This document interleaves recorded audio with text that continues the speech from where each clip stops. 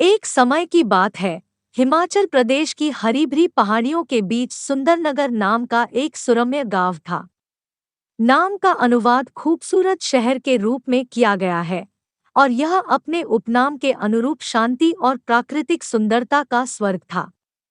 हवा सुस्वादु थी, जिसमें गांव के चारों ओर लगे देवदार के पेड़ों की मीठी खुशबू थी और घाटियों में पक्षियों की मधुर चहचहाट गूंज रही थी। सुंदरनगर के मध्य में अर्जुन नाम का एक युवक रहता था, जो अपने दयालु हृदय और सौम्य व्यवहार के लिए जाना जाता था। अर्जुन का परिवार पीढ़ियों से गांव में बसा हुआ था और वह अपने पूर्वजों की तरह जमीन से गहराई से जुड़ा हुआ था।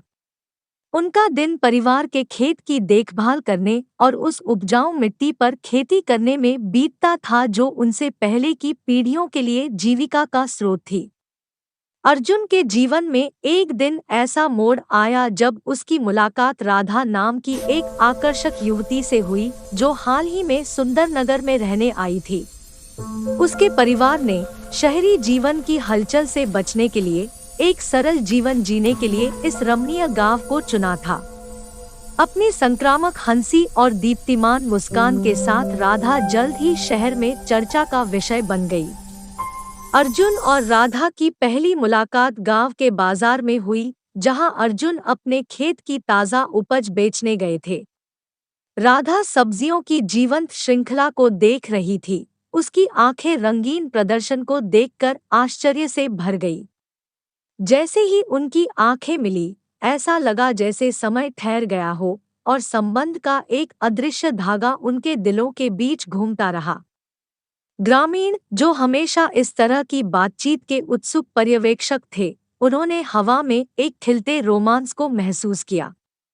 सुंदरनगर, हालांकि छोटा था, फिर भी एक सुगठित समुदाय था जहां हर कोई दूसरे के व्यवसाय को जानता था।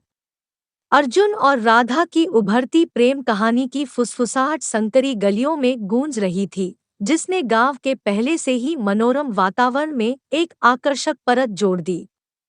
जैसे जैसे दिन हफ्तों में बदल गए, अर्जुन और राधा ने खुद को एक दूसरे के प्रति आकर्षित पाया।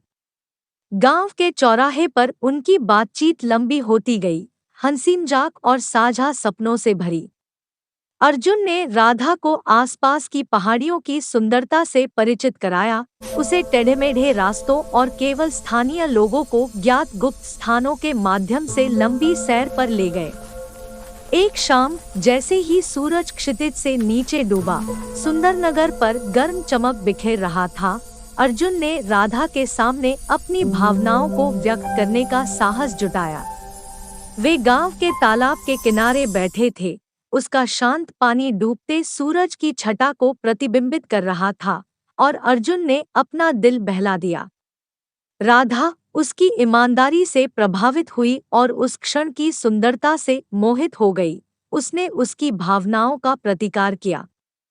उनकी प्रेम कहानी आधिकारिक तौर पर शुरू हो गई थी, जो मनमोहक गांव में खुशी की किरण बन गई।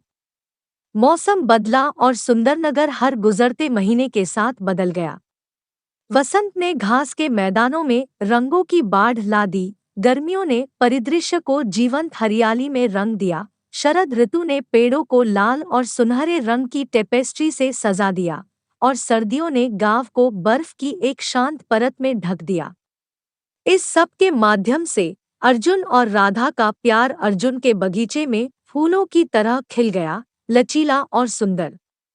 Powered by Dubverse. ग्रामीण, जो कभी केवल दर्शक थे, अब अर्जुन और राधा को प्रेम और एकता के अवतार के रूप में देखते थे। सुंदरनगर, जो पहले से ही अपने प्राकृतिक वैभव से सुंदर था, और भी अधिक मनमोहक हो गया जब जोड़े ने इसे अपने स्नेह के जादू से भर दिया।